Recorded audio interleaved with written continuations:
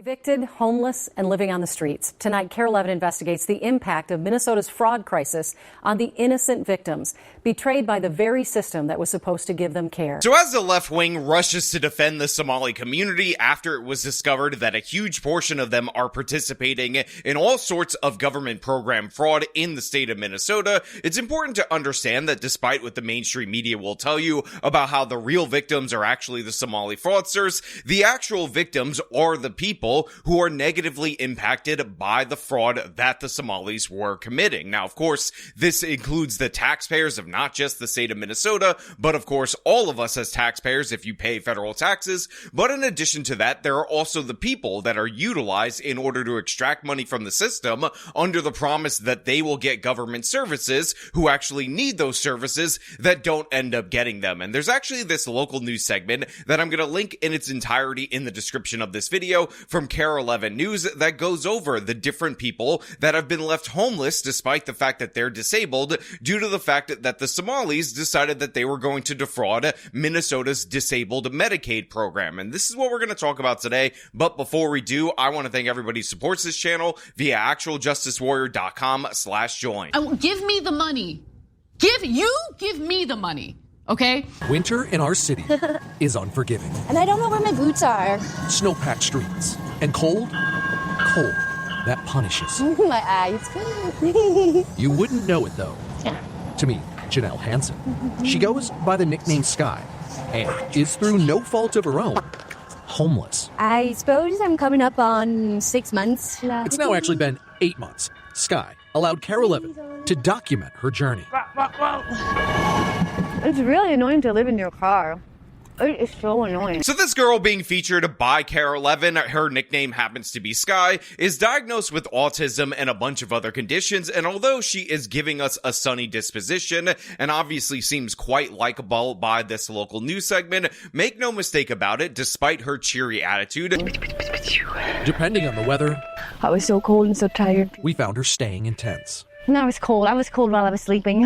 It's not always easy to find a place inside to lay her head. If she can find an open bed, she stays in shelters. When she has the money, Hey, can I do late checkout? I almost got my stuff out. cheap hotels. I think I just got kicked out of the hotels for being too autistic. Despite the appearance that she may be persevering through these troubled times, the fact is these troubled times were put upon her by a Medicaid scheme that was supposed to be covering her housing. You see, what this particular scheme was doing, according to the local news, was that they were providing coverage for her conditions, and that included paying her rent, which for a while they absolutely did. But in addition to that, they were overbilling for care rendered to this individual, claiming that they were doing about 12 hours of care per day so that they could charge the Medicaid program $421 a day. But in reality, they were doing maybe 1 hour or 2 hours a week maximum. And this, of course, led to getting the attention of federal investigators. So they decided to raid the offices of an unsurprisingly fraudulent Somali Medicaid system. And guess what? Once those offices were raided, this girl was evicted from her property because the fraudulent Somali operation stopped paying her rent. And there's actually body cam video of her being evicted. It's really tragic to watch. You could tell that she is absolutely unaware about what's going to happen. But again, this is what happens when you allow fraudsters to run unchallenged in your Medicaid system and you give them the additional protections that Tim Walz, Ilhan Omar, Keith Ellison, and all these other Democratic Party officials have granted to the Somalis in that particular state, due to the fact that not granting them that and suspecting them of fraud and piracy, which is, by the way, one of the most notable things about Somali culture, would actually be evil white racism. Like, oh my God, how dare we actually check in on whether or not they're doing this program properly? If we did do that, that would be evil white and racist. Let's just let them sign up as many people as possible, claim that they're doing all this different work with these individuals over the course of hours,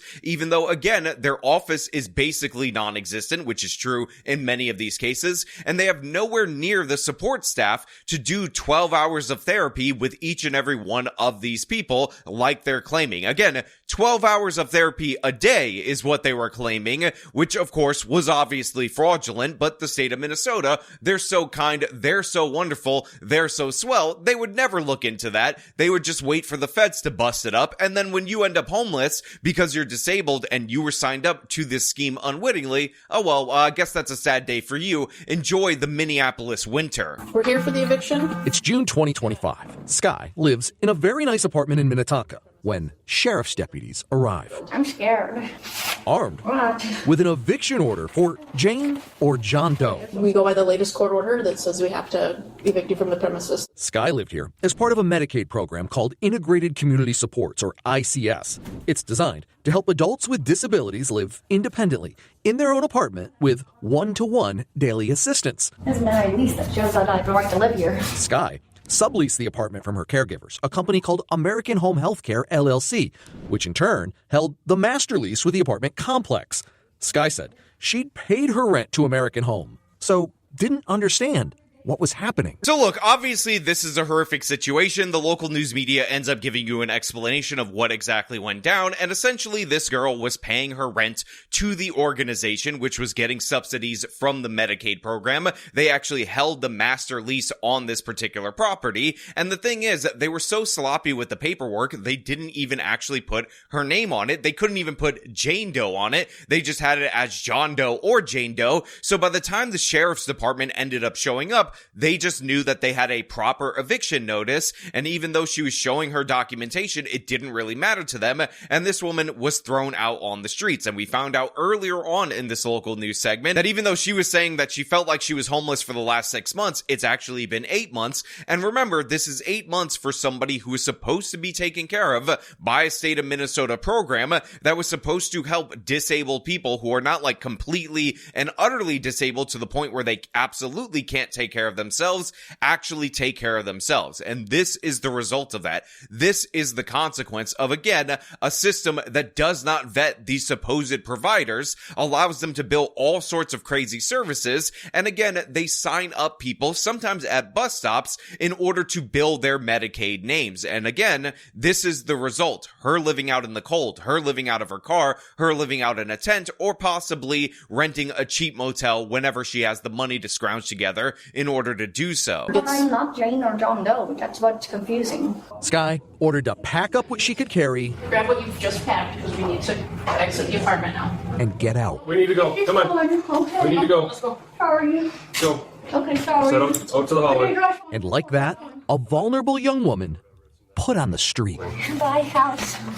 Bye, house. What's about us? Now look, I feel absolutely terrible for this girl. Again, she says that she has the lease that says she has the right to live there. She doesn't understand what's going on. The sheriff's department obviously is not sympathetic. And by the way, this also rubs me the wrong way because we do a lot of stories about squatters in the United States of America, people who understand the ins and outs of tenant law and know how to take advantage of situations like this that absolutely should be put on the street because they're stealing a property. But this girl right here thought she was covered by the state of Minnesota, by Tim Walz's generous Medicaid programs, but guess what? She wasn't covered. Guess what? She was absolutely ripped off. And by the way, she's somebody who has autism. We talked about the Somali fraud in the autism program, how spending on that program went from like $1.2 million back in 2017 to over $200 million as of 2024. And that wasn't suspicious at all to the Minnesota government. And look who pays the consequences. Not when Minnesota starts to get their act together, but when the federal government starts to examine the books of all these different various programs. Because like we pointed out over and over again, Minnesota is not cracking down on Medicaid fraud. They're not actually making any kinds of arrests. There have been tons of local news reports, tons of tips,